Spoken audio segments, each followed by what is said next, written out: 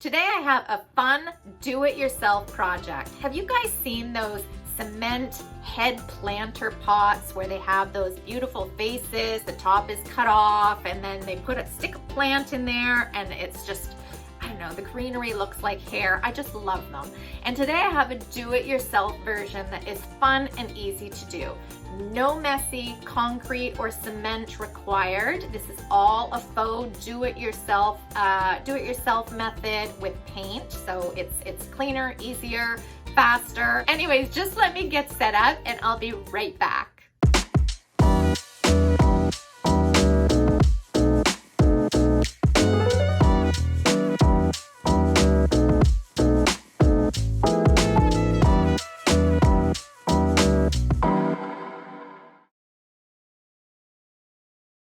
I'm using a bust that I actually have had for 20 plus years. I'm guessing it's old, but I've seen it done many variations. You can use those foam heads that you get from Hobby Lobby or Michael's.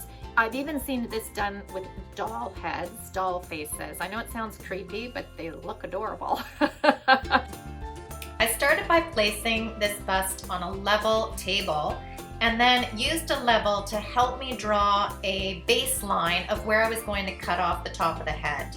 Once I had a line drawn of where I wanted to cut the top of the head off, I used an oscillating tool with a fine-tooth blade to cut through this plaster. These tools are amazing. You can sand with them, you can cut with them. They come with a whole bunch of different blades and sandpapers, and it's really come in handy for a lot of projects.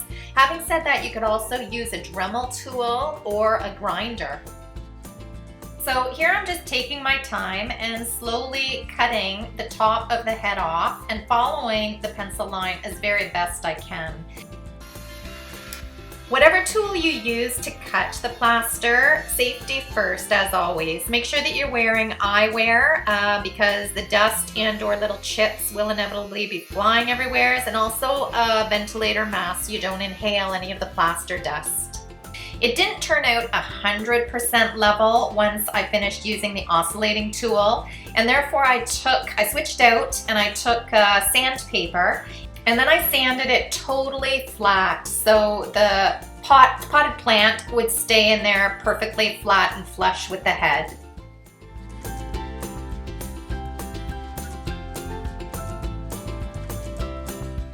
So now that we have cut off the top of her head and sanded this down so it's not really sharp and it's all 100% level, I'm going to start turning her into concrete rather than plaster. I'm going to do this with a faux painting technique, easy to do, and it's pretty darn quick. The only thing I would say is if she was for outdoors, I would actually drill a hole in the bottom for drainage. Because if you're putting a pot in here and it's for outdoor, you just want the water, excess water, draining out onto the bottom.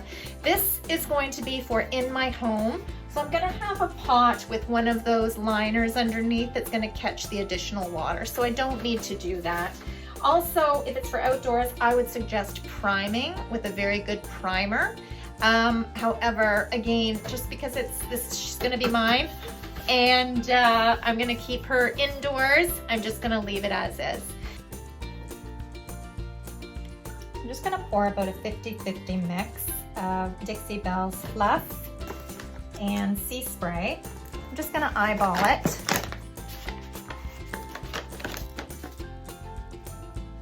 I want the paint nice and textured when I'm applying it onto the bust.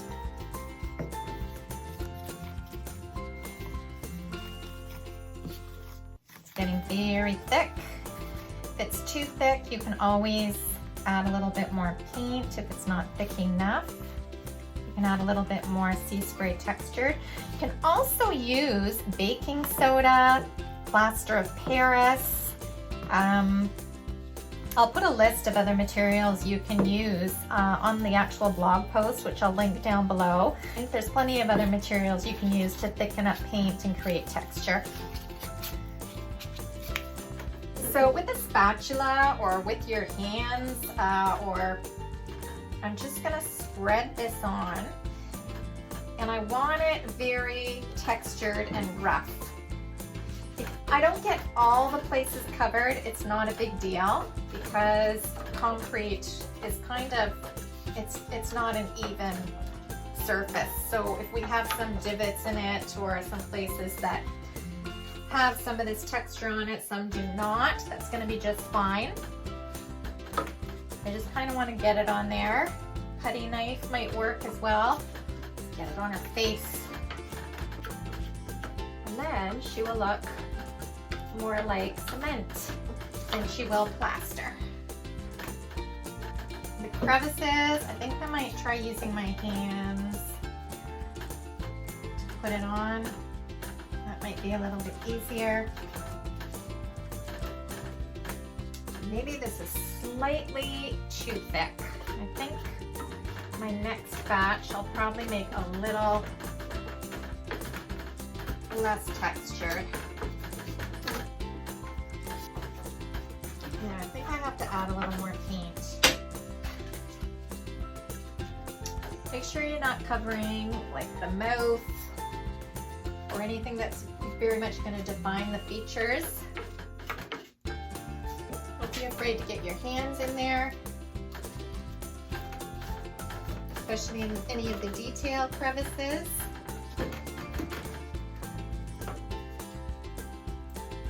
Yeah, I think it thinned out a little bit. It's much, much better.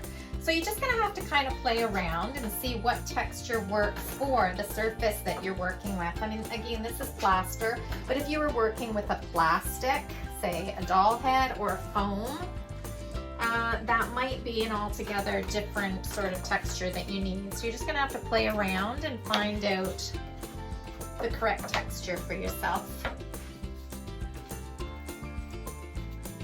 It's a fun part of it, these do-it-yourself projects. They can get messy, but they're kind of trial and error. It's just fun to play.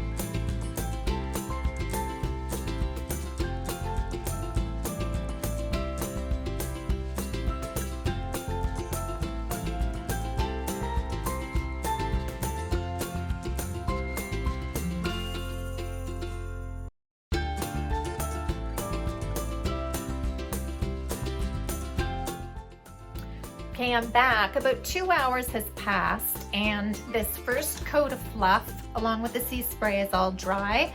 So what I'm going to do now is repeat the same process, and I will be using Dixie Belle's Manatee Gray.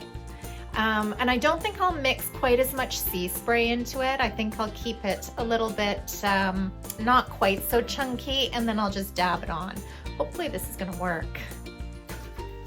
Before I paint on the Manatee Gray, I'm just gonna knock off any of the loose pieces that are sticking up really, really high and that have not adhered on.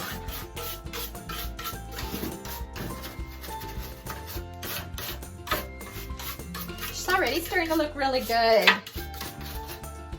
I've mixed the Manatee Gray with the sea spray, but I haven't mixed it quite as thick as you can see. And I'm using a really cheap dollar store brush. I'm just going to go in and start pouncing and painting the gray all over her. This will give us another base for the concrete or cement faux finish. I also don't mind if there's a little bit of white that's still showing through. That should just really add to the texture once it's all said and done. Here you can go in and brush it on, you can go in and dab it in all the crevices. Whatever you feel looks good. So what I've done is I've mixed a little bit of caviar into my leftover gray. I'm just using the same container, same brush, doesn't matter because it's all going to mix together because the gray is still wet. And to get the concrete look, I'm going to just dab over this darker gray. You can brush it in some places, you can cross hatch it in other places, and then just dab it and really create more texture. This is really starting to look like concrete.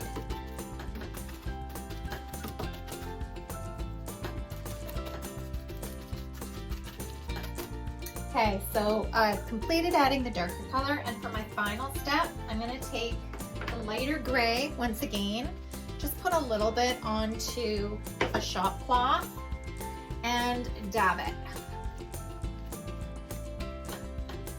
And this is adding my last layer of texture. I have to say, it really looks like concrete. For my last layer, I decided to go back to the original fluff. So I'm just dabbing a little bit of the fluff onto a shop towel and then dabbing it to make the final layer of the concrete. I thought that the lighter gray might be the lighter, but I think it looks best if I go back to the original. And it looks a little more authentic. So really, you just play around with the colors until you're happy with her. I think she's looking fabulous.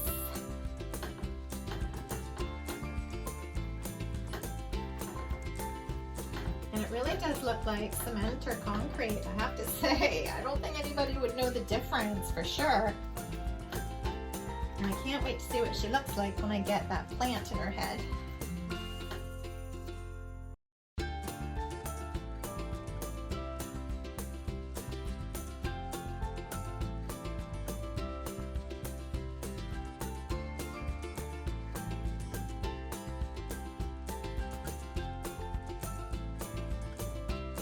So I hope you liked this tutorial and you found it helpful. Maybe it's inspired you to give a do-it-yourself concrete planter head pot face a try. If so, leave your comment down below. I always love hearing from you, and I'd love it if you subscribe to my channel. Also, feel free to find me on Pinterest, Instagram, Facebook, and as always, of course, my home away from home, salvagedinspirations.com. I would love to see you there. Have a great day, stay safe, and I'll see you again soon. Bye guys.